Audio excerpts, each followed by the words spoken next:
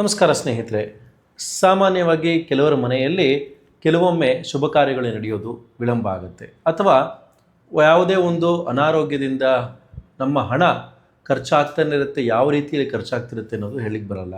ಯಾಕೆ ಅಂತ ನೋಡಿದಾಗ ಕೆಲವೊಮ್ಮೆ ಜಾತಕದಲ್ಲಿ ಕೂಡ ಏನೂ ದೋಷ ಕಾಣದೇ ಇದ್ದರೂ ಕೂಡ ಮನೆಯ ವಾಸ್ತು ಬಹಳ ಇಂಪಾರ್ಟೆಂಟ್ ರೋಲ್ನ ಪ್ಲೇ ಮಾಡುತ್ತೆ. ಯಾವ ರೀತಿ ಅಂದರೆ, ಯಾವುದೇ ಒಂದು ಜಾಗದಲ್ಲಿ ಈಶಾನ್ಯದಲ್ಲಿ ಮೆಟ್ಲು ಬರೋದಾಗಲಿ, ಈಶಾನ್ಯದಲ್ಲಿ ಟಾಯ್ಲೆಟ್ ಬರೋದಾಗಲಿ, ಮತ್ತು ಬಾತ್ರೂಮ್ ಬರೋದಾಗಲಿ ಇದ್ದರೆ ಖಂಡಿತವಾಗಲೂ ಅಲ್ಲೆಲ್ಲ ನಿಮಗೆ ದೋಷಪೂರಿತ ಕಾಣ್ತದೆ, ವಾಸ್ತು ದೋಷ ಇರ್ತದೆ.